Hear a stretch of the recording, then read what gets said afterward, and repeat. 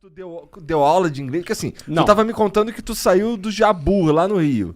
Jabu é um lugar de responsa, né? Uma periferia daquelas bem bacana, lá no Rio. Salve Jabu aí, Marco 7, Senador Camará, Santíssimo, ali, Bangu, essa área ali bem... Conheço Bangu, tem vários amigos lá. Né? Quando eu ia pro Rio, eu muito ficava legal. lá. Meu irmão mora em Quente pra Realengo. caralho! Muito quente, muito quente. Porque é um monte de Cuiabá. montanha É, o Cuiabá do e o Rio. sol focado nas montanhas. E sem Bem vento quente. nenhum. Bangu Bem é quente, isso. 44 graus, É, fácil. Acho que foi lá que eles começaram a instalar aquele lance daqueles aspersores no trem, na estação de trem. O primeiro Que sai aspersor foi lá. aquela vaporzinho Na de minha água. época, quando eu andava de trem, não tinha aspersor Não nenhum. tinha essa porra, não. Tinha só alguém espirrando e dava uma aspersão de baba no ar, assim, entendeu?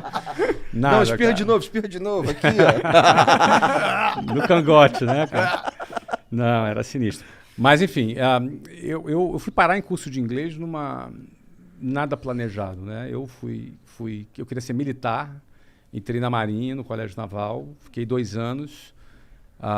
Depois eu saí, no final desses 2 anos, fui convidado a me retirar. Famoso expulso. Não é? O famoso, por favor, não renove essa matrícula. Não era, foi uma fase muito legal para mim, mas não era a minha vocação, né? Não tinha essa vocação de tanta disciplina como o militar precisa ter. Não é o meu quadrado, né? Você não é o Yes Man, né? Não parece mesmo, Não é o meu perfil. Né? Então, eles me fizeram um grande favor de me convidarem a que eu saísse. Tem um carinho enorme. Tanto é que eu voltei lá no colégio esses dias. Fizeram uma homenagem para mim. Eu dei uma palestra. Foi super legal. Uma palestra para os alunos. Tem super carinho ali, porque, enfim, né? Primeiro, tem muitos amigos lá. Segundo, foi uma fase interessante, assim, muito importante na minha vida. Embora te ensinou o que tu não era. O que eu não era, mas aprendi coisas boas também lá. Mas quando eu saí de lá e expulso, fiquei muito sem moral em casa. Meu pai era sargento do exército. Caralho. Você imagina, meu pai não era oficial, então estava numa E tu ia posição... sair de lá oficial. Eu ia sair de lá oficial, então assim, meu pai estava muito orgulhoso, muito feliz. De tu tá ali. De eu estar ali naquilo, e não rolou, não funcionou. Então a minha saída, eu tinha 17 anos de idade, 17 para 18, foi uma fase difícil em casa. Tu chegar, voltar para casa, morando com seus pais, e sem trabalhar. Desperdiçando a oportunidade que na visão deles era... a oportunidade da vida. E que era bem compreensível que do ponto de vista deles era o top, né? Sim. E, obviamente, a preocupação natural dos pais. E aí fui fazer o 3º ano, para depois fazer o vestibular. E aí ia fazer vestibular para a área de tecnologia. Eu ia ser engenheiro de software. Essa era 1991, falava, no futuro, tecnologia vai ser... E estava certo. Acertaram. Não E tava. acertaram. E eu, então vou fazer. Fiz o vestibular, era bom de prova naquela ocasião. Sim, Passei. era mesmo, porque para passar no colégio naval... O colégio era bem difícil, né? E aí passei lá nos vestibulares. Quando eu ia começar, eu fiz uma prova que eu ia para São Paulo, ia para a Unicamp fazer engenharia de computação, ou no Rio de Janeiro, na Universidade Federal Fluminense, para fazer ciência da computação. lá em Niterói. Em Niterói.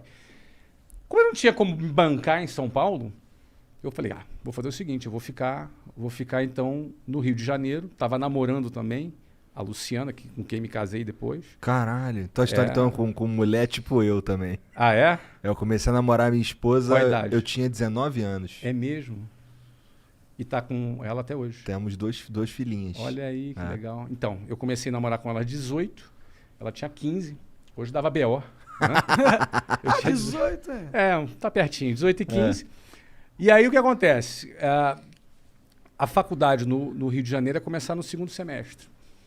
E como eu tinha um 1º semestre sem fazer nada, eu falei, vou arrumar um trabalho, vou tentar... Nunca tinha tido uma experiência profissional.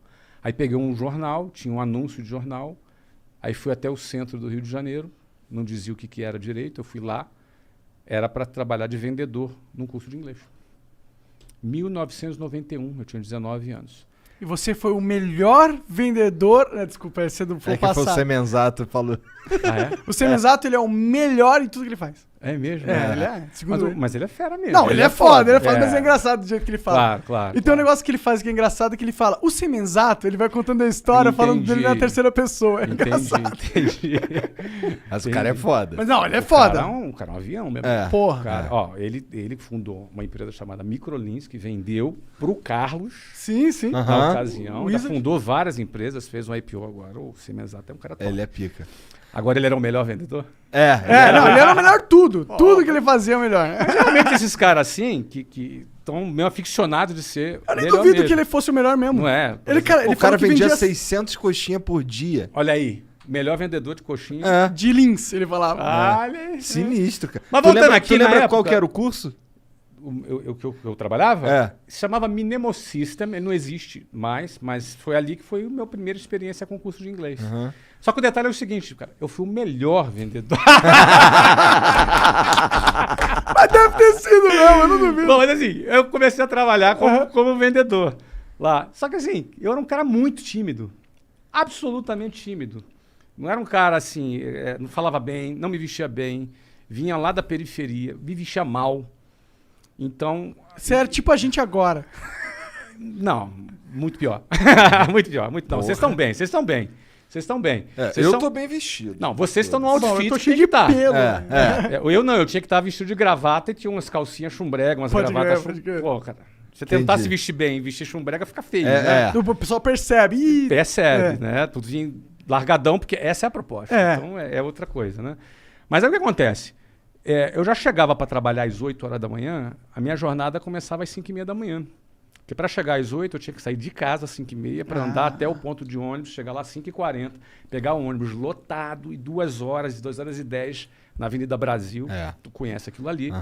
Não é? Calor, já chegava no escritório 8 horas da manhã, cansado, suado, amassado. Todo amassado. Porque dentro do ônibus é o quê? É um cara do teu lado aqui, outro cara com sovaco na tua cara, outro cara se esfregando atrás de você. se Não, não rolar uma passada na bunda ali. não, mas bunda. Ninguém tem bunda dentro do ônibus, meu amigo. É todo mundo atrás. Então, assim, tu já chega assim, meio fedidão. É. E aí chegava um cara que morava a 15 minutos ali do centro, arrumadinho, cheirosinho, sentava do meu lado, bom dia, e a gente ia competir. Não é? Então, assim, a primeira coisa que eu comecei a aprender é que a vida não é justa. Ela não é justa. Eu já começava 2h30 ralando, o outro já começava 15 minutos. Aí, diante da vida não ser justa, vou fazer o quê, cara? Vou me lamentar? Vou ficar puto, vou chorar. Vou protestar, vou fazer uma greve. Cara, eu tinha que ralar mais, eu tinha que tirar essa diferença de algum jeito. Se é justo ou não é, paciência. O ponto é o seguinte, eu não quero ficar para trás. E na época, era muito interessante que vendas, foi a ferramenta que eu aprendi, cara. Venda é um negócio que te dá a possibilidade de você fazer o ganho que tu quiser. Não é? Você Depende do depende da do seu tua trabalho, da performance, sua performance, entendeu? Então, se tu for um cara que tem fome e está disposto a trabalhar, eu trabalhava 15 horas por dia. Acordando cedão, pegando Acordando horas. cedão. E eu chegava depois- em casa depois de meia-noite, todo dia. Caralho, Nossa. então tu dormia, sei lá, 4 horas. Eu dormia por umas 5 horas, porque eu acordava às 5 para sair 5h30. Você consegue? Eu não consigo funcionar. Hoje com não, 5 horas. mas na época com 19 anos. É o que tem. Era o que eu tinha, cara. Era o que eu tinha pra vida ali. Então, assim, agora eu pensava o seguinte: se eu bater as minhas metas, se eu fizer o que eu tenho que fazer, tinha um plano de carreira nessa empresa. Eu falei, cara, vou dar o meu tudo aqui pra chegar lá. Para resumir, eu trabalhei 4 anos nessa empresa. Aí tive uma carreira de vendedor, depois fui gerente de vendas, fui diretor de vendas, cheguei a trabalhar em outras cidades, fui assim um cara bem sucedido como vendas. E foi daí que eu cheguei em 1995, na tua pergunta, ao WhatsApp. Porque chegou um ponto que eu quis fundar a minha própria escola. E em 1995 foi a oportunidade o momento que eu achei que era oportuno. Essa oportunidade aí veio porque tu juntou uma grana? Então, não. Por que acontece? Eu ganhava bem, tá? Eu ganhava, para você ter ideia, aos 22 anos, eu ganhava 7 mil reais em Nessa época 1994. Nossa, Daquela época. isso é 7 mil daquela dólares. Naquela época era 7 mil dólares. Sim, isso aqui não era pra caralho. Dava pra bastante. comprar carro e o cacete. Dava. Então, só que é o seguinte, eu casei aos 20. Já também tem uma despesa grande ali. Veio despesa. Aos 21, eu fui transferido para Venezuela. Na época que o Hugo Chávez estava preso, uma tentativa de golpe, e Venezuela Era um país sensacional, cara. Naquela época. Venezuela era um país... Olha, eu conheci celular na Venezuela. Caralho. Caralho. Não tinha no Brasil, na Venezuela tinha. Era um país super desenvolvido, um país rico, super bem. Eu morei lá na Venezuela esse tempo. Só que fui roubado, perdi tudo. Voltei pro Brasil, começando do zero aos 22 anos. Pô, não era tão bom assim, então, né? Não, muito ladrão. Muito ladrão, cara. Entraram, roubaram a empresa, roubaram meu carro, roubaram... É uma coisa de louco, Que cara. merda. Era daquela cultura. Caralho, impressionante. roubaram tudo. Roubaram tudo. Tudo. Meu tudo já não era muito. Mas Mas era meu tudo. Era o Tudo meu é tudo. 100%. Tudo é tudo, exatamente. Cara, eu voltei... Agora, quando eu fui, eu virei pra Luciana. A Luciana falou assim... Eu falei pra ela da proposta de... Ela falou, qual o pior que pode acontecer? Aí eu pensei assim, ó, de perder tudo e voltar falando espanhol. Que foi o que aconteceu? E foi exatamente o que aconteceu. A gente perdeu tudo, voltou falando espanhol. Mas beleza, tinha uma experiência, estamos dando risada aqui. Durou quanto tempo isso? 8 meses. Ah, um bom tempo. Deu até tempo de aprender espanhol? Deu. Claro, sempre pode melhorar, mas deu. Fala um tempo de pouquinho, aprender. Tomás. Solamente um pouquinho. E aí o que acontece? Voltei em 1994, eu tinha 22 anos. Nessa época eu voltei e bombei. Fui bem, aí assumi várias filiais, ganhei bem. Só que eu comecei do zero em janeiro de 94, em dezembro de 94 eu saí. Não tinha tempo de juntar uma grana suficiente para abrir um negócio, mas aquele era o meu timing, era o meu momento.